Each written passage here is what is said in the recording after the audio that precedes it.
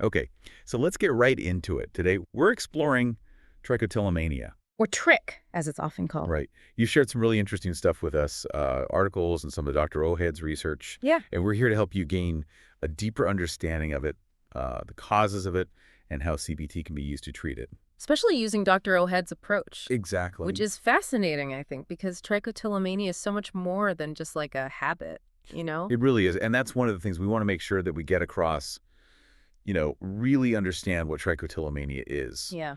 I mean, we know it involves hair pulling, but what does it mean clinically? What makes it different from just a nervous habit? Well, clinically, it's classified as a body-focused repetitive behavior, or a BFRB for short. And it's not even just pulling hair. It can be that irresistible urge to pull hair, even when you know that it might be causing damage or distress. Right. And it can affect different areas of the body, not just the scalp. Right. And this urge, this feeling of needing to pull, this is something I imagine a lot of people listening can relate to. But let's talk about what often comes after the pulling. Sure.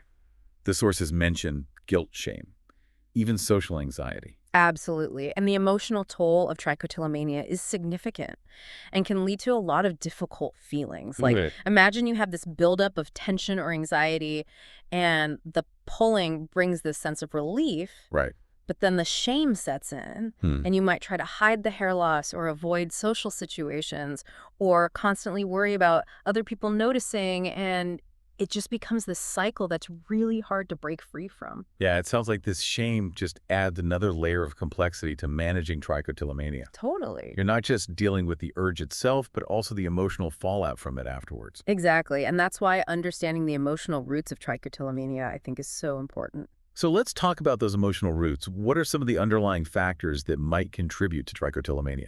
Yeah, so one key concept that Dr. Ohad highlights is emotional avoidance. Okay. And it's kind of like you might avoid situations that trigger uncomfortable emotions. Like you might avoid watching a suspenseful movie if you know that it's going to make you anxious. Right. So instead of facing those emotions head on, you kind of try to steer clear of them altogether. Exactly. And while that might seem like a solution in the short term, it can actually lead to this buildup of unprocessed emotion. Right. It's like trying to hold a beach ball underwater. Yes. It's going to keep popping back up. Right. So how does this emotional avoidance connect to trichotillomania?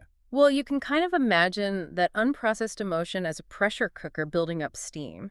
And Ah, without a release valve, that pressure is going to become pretty overwhelming. right. And similarly, that pent-up emotional tension might find an outlet through behaviors like hair pulling. So the hair pulling becomes a way to release that pressure, even if it's not a healthy or sustainable way of coping. Exactly. It's like your emotions are trying to find a way out, and hair pulling, unfortunately, provides this temporary escape route. That makes a lot of sense. So it's not just about willpower or breaking a habit. It's about understanding the deeper emotional currents at play. Absolutely. And that's where Dr. Ohad's work comes in, I think, and becomes super relevant. Okay. He's identified a few key factors that often contribute to trichotillomania. Okay. One of them, and we've already kind of touched upon it, is stress and anxiety. Right. I can see how that would fit into this pressure cooker analogy. Yeah. When the stress levels are high, that emotional pressure builds up even faster. Exactly. And then there's the role of negative thoughts and rumination. You know how your mind can sometimes get stuck in a loop of just negative self-talk? Oh, yeah. And these thoughts can really add fuel to the fire. Right. It's like those negative thoughts create even more emotional tension, making the urge to pull even stronger. For sure. And finally, there's poor emotional tolerance. And for me, this is one of the most critical aspects. It's the inability to kind of sit with uncomfortable emotions without needing to immediately escape them. Right. So instead of acknowledging and processing those feelings, you might try to numb them or push them away. Right. And hair pulling, unfortunately, can become a way of doing just that, numbing or escaping those emotions, even if it's just for a moment. Yeah, it's like you're caught in this cycle of trying to avoid those uncomfortable feelings, but the avoidance itself makes the problem worse. It's a difficult cycle to break, but understanding these underlying factors is a really crucial first step. It's about recognizing that hair pulling is often a symptom of these deeper emotional challenges. Okay, so we've talked about what trichotillomania is and why it might occur. Yeah. But now the big question is, how do we manage it? What can someone do to break free from this cycle? Well, that's where cognitive behavioral therapy, or CBT, comes in. Okay. And it helps to address those negative thought patterns and improve emotional tolerance and build self-esteem, all of which can be profoundly helpful in managing trichotillomania. Right.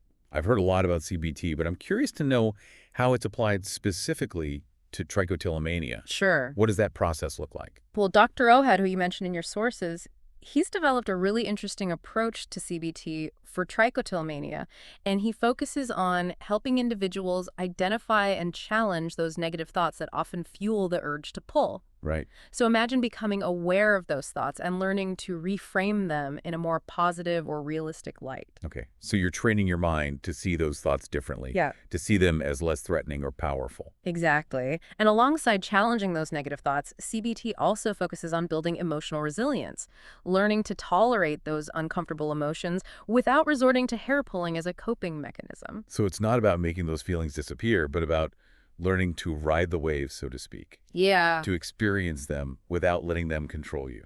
that's a great way to put it. Yeah. It's about building your capacity to handle those emotions without needing to escape them through hair pulling. And the last element you mentioned, building self-esteem. Why is that so crucial in managing trichotillomania? Well, think about the shame and guilt that often follow hair pulling episodes. Those feelings can really erode your self-esteem, which can then make you even more likely to pull as a way to cope. Right. So it becomes this vicious cycle. Right. So building self-esteem is about breaking that cycle. It's about cultivating a sense of self-compassion and recognizing that your worth isn't tied to this condition. Exactly. It's about recognizing that you're not defined by trichotillomania. This is all incredibly insightful, but I'm wondering, how does someone access this type of CBT support? Well, that's where Dr. Ohad's work takes an even more interesting turn. He's actually developed a self-help course specifically for trichotillomania. It's available online at selfhelp.doc.fya, and it guides you through the same CBT principles we've been discussing, Wow. but in a way that allows you to work through it at your own pace and your own time. So you're essentially getting access to Dr. Ohad's expertise and methods, but without needing to see a therapist in person. Exactly. That's pretty remarkable. It is, and it opens up a world of possibilities for individuals who might not have access to traditional therapy or who prefer a more self-directed approach. That's amazing. We'll definitely include that link in the show notes now before we wrap up part 1 of our deep dive. I want to touch on something that I think often gets overlooked. Sure. We've talked about the emotional and psychological aspects of trichotillomania, but what about the physical side of things? What advice would you give to someone who's concerned about the visible effects of hair pulling, like bald spots or thinning hair? That's a real important point, and I think firstly, it's crucial to remember that hair loss due to trichotillomania is incredibly common and nothing to be ashamed of. Right. It's a symptom of a condition, Yeah. not a reflection of your character or self-worth. It's about separating the behavior from your sense of self. Exactly, and while addressing the underlying emotional patterns is key to reducing hair pulling in the long run, there are some practical steps you can take in the meantime to minimize the damage. Like what? Well, one approach is to try to focus on areas where hair loss is less noticeable. Okay. For example, if you tend to pull hair from your scalp, you might consider wearing a hat or using hair fibers to conceal any thinning areas or experimenting with hairstyles that can help. Right, and if you pull from your eyelashes or eyebrows, you might explore temporary solutions like eyebrow pencils or false eyelashes. Exactly. The key is to find what works for you and helps you feel more comfortable. And it's important to remember that hair often grows back once the pulling stops. Right. So while it might take time and patience, Yeah. there is hope for regrowth. That's reassuring to hear. So we've covered a lot of ground in this first part of our deep dive. Yeah, we have. We defined trichotillomania, explored its potential causes, and even touched on practical tips for managing the visible effects of hair pulling. We've started to delve into how CBT, especially Dr. Ohad's approach, Can offer some real solutions for those who want to manage their trichotillomania and reclaim their lives. Exactly. But we're not done yet in part 2. We'll dive even deeper into Dr. Ohad's self-help course, exploring the specific techniques and strategies it offers for managing trichotillomania without needing to see a therapist. Sounds good. So welcome back. Yes, let's unpack this self-help approach because it sounds almost too good to be true, like managing trichotillomania without needing traditional therapy. Right. So walk us through what Dr. Ohad's course actually involves. Like, what are the core elements of it? Sure. So the course really guides you through the process of applying those core CBT principles we discussed, Okay. like understanding your triggers, managing your emotions, and building self-esteem. Okay. And one of the first things that Dr. Ohad really emphasizes is the importance of identifying your unique triggers. Right. It's like becoming a detective of your own behavior, Right. right? Figuring out like what situations or feelings or even thoughts tend to precede those urges to pull. Exactly. Yeah. It's about paying close attention to those patterns. Because for some people, it might be obvious, like high stress situations or moments of anxiety. But for others, it might be much more subtle, like specific times of day or certain places or even internal sensations. It's like uncovering those hidden cues that your mind and body are sending you. But once you've identified those triggers, what's the next step? How do you actually manage them? Well, that's where the real work begins. Okay. And Dr. Ohad provides this toolbox of strategies all rooted in CBT to help you interrupt those automatic responses. Okay. For example, if you realize that stress is a major trigger, you might start incorporating relaxation techniques into your daily routine. Things like deep breathing meditation or even progressive muscle relaxation. Those tools that help you calm your nervous system. Exactly. Or let's say boredom is a big trigger for you. Uh-huh. The course might encourage you to have engaging activities on hand, puzzles or creative projects, or even just having a conversation with someone. Okay. The key is to find what resonates with you. Right. It sounds like a lot of trial and error finding what works best for each individual. But I'm guessing this is also where that idea of emotional tolerance comes into play. Totally. Learning to tolerate emotions, I think, is one of the most powerful aspects of Dr. Ohad's approach. Okay. And remember, we talked about emotional avoidance? Uh-huh. Well, the course helps you to gradually and safely increase your capacity to handle uncomfortable feelings without resorting to hair pulling. Okay, so this is where I get a bit stuck. How do you actually learn to tolerate emotions? Right. Because it sounds like a tall order, especially if you've been using hair pulling as your main coping mechanism for years. It's definitely a process, but Dr. Ohad breaks it down into these manageable steps, and one key technique that he utilizes is exposure. Exposure. I usually associate that with facing fears like spiders or heights. How does it apply to managing emotions? It's a similar concept. So instead of avoiding those uncomfortable feelings, you intentionally and in a controlled way expose yourself to them. Okay. So let's say you tend to pull when you feel sad. You might start by simply allowing yourself to feel that sadness for a short period of time Okay. without trying to distract yourself or push it away. So you're not trying to make the sadness go away, you're just sitting with it, observing it. Exactly. And the more you practice, the less intense those feelings become. Okay. And you prove to yourself that you can handle them without needing to pull. I can see how that would be really empowering, realizing that you have more control over your emotions than you thought. Mm. But besides exposure, what are some other tools that Dr. Ohad's course offers for managing those urges? Well, another important element is finding alternative behaviors to replace hair pulling. So it's about redirecting that energy and impulse into something more positive. Okay. So instead of reaching for your hair, maybe you squeeze a stress ball, or you listen to music, or go for a walk, or do some stretches, anything that can help shift your focus and energy. All right. Exactly. And the course provides a whole menu of options to try. Some people find relief through physical activity, others through creative outlets, some through mindfulness practices. It's about finding what works for you. I'm starting to see how this self-help approach really empowers you to take ownership of your recovery. You're not just following someone else's instructions.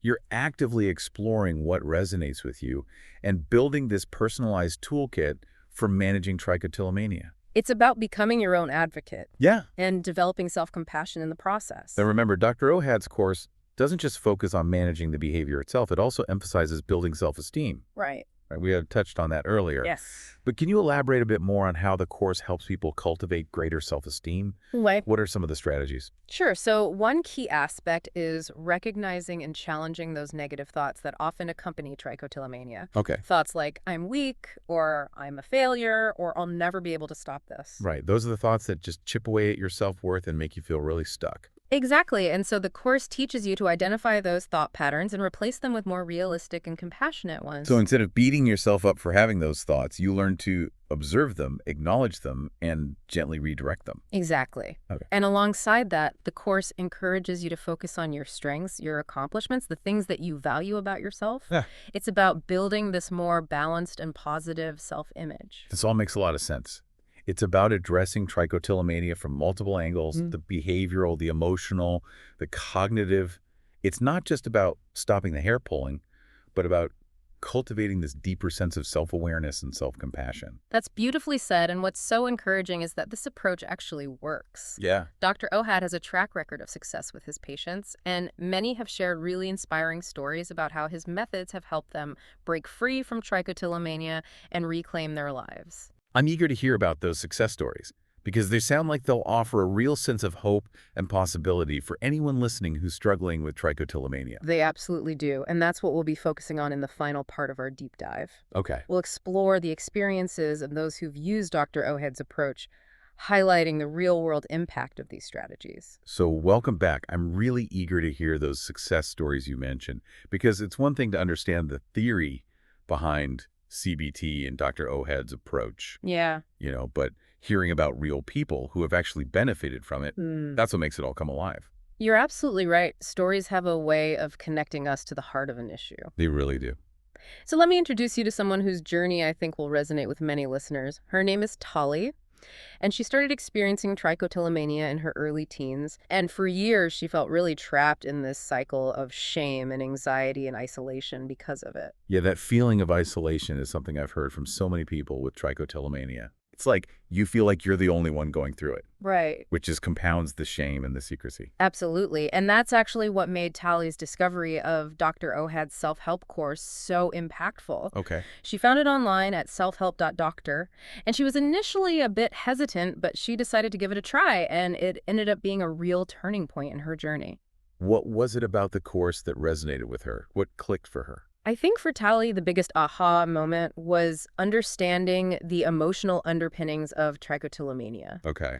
Dr. Ohad's explanations helped her see that her hair pulling wasn't just a bad habit, but a way of coping with deeper emotional struggles, especially her tendency to avoid uncomfortable feelings. So it gave her a framework for understanding her experience, a way to make sense of something that had felt so confusing and isolating for years. Exactly. And the course didn't just stop at explanations. Wow. It provided her with practical techniques that she could start using right away. Yep. Things like recognizing her triggers, developing alternative behaviors, and practicing those emotional tolerance exercises we talked about. So it was about empowering her to take action, to start making changes in her life. Exactly. And she did just that. She began paying attention to her triggers, noticing when and why she felt the urge to pull. She started practicing relaxation techniques and finding new, healthier ways to soothe herself when those urges arose. And did she start to see results? Did these changes make a difference? They absolutely did. All right. Gradually, she started to experience fewer urges, and the hair pulling episodes became less frequent and less intense. Wow. But more importantly, she started to feel different. Different how? She felt more confident in her ability to manage her emotions. All right. The shame that had weighed her down for so long started to lift. Wow. She felt more comfortable being herself around others, and her social anxiety decreased significantly. That's powerful. It's amazing how managing the trichotillomania had this ripple effect, leading to positive changes in so many other areas of her life. It's a testament to the interconnectedness of our mental, emotional, and behavioral well-being. Right. When you address one area, it can have a profound impact on the others. And Tali's story isn't unique. Many of Dr. Ohad's patients have reported similar experiences of transformation and healing.